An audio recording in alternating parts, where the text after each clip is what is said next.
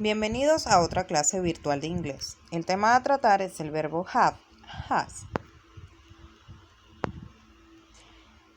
El verbo to have es uno de los más importantes en inglés ya que puede tener varios significados. Como verbo principal significa tener, de existencia. Como verbo auxiliar significa haber y como verbo modal significa tener que hacer, de obligación. En esta presentación del verbo se tratará en otra clase. Por ahora estudiaremos el verbo to have como verbo principal y como verbo auxiliar. Iniciando como verbo principal, el verbo have tiene dos presentaciones en presente, las cuales son have y has.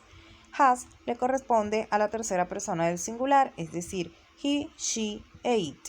Al resto le corresponde have, tal como se muestra en la tabla en pantalla. En pasado, le corresponde simplemente una sola presentación para todos los pronombres personales, la cual es had. Para formar oraciones afirmativas con el verbo to have, seguimos la siguiente estructura: sujeto, verbo y complemento. Ejemplo, I have a new car. Para formar oraciones negativas, tenemos el sujeto, el auxiliar do o does, la negación, el verbo y el complemento. Ejemplo, she does not have money.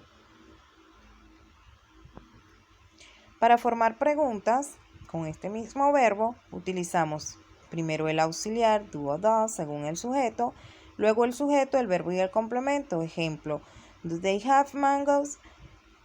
Es decir, cuando utilizamos el verbo to have como verbo principal, las estructuras, tanto para oraciones afirmativas, negativas y para preguntas, son las mismas que se deben cumplir en el tiempo verbal presente simple con el auxiliar do and does.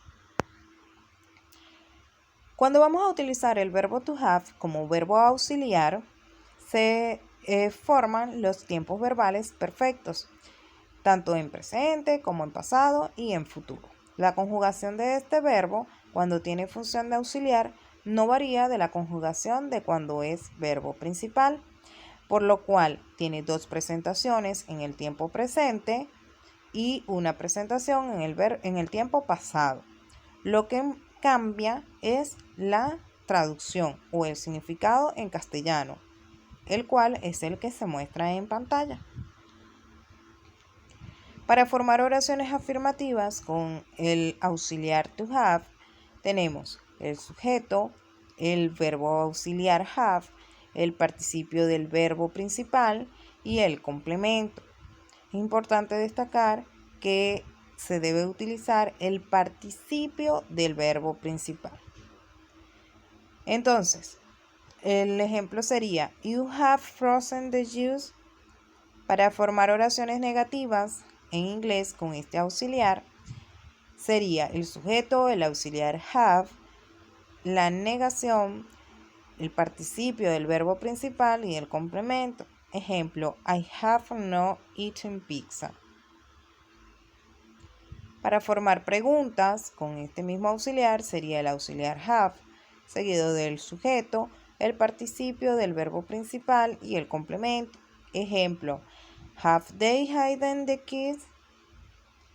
En resumen, este verbo, cuando cumple funciones de auxiliar, cumple con las mismas estructuras del auxiliar do o does, según las oraciones negativas y las interrogativas, sustituyendo el auxiliar do o does por el auxiliar have y utilizando el participio del verbo principal.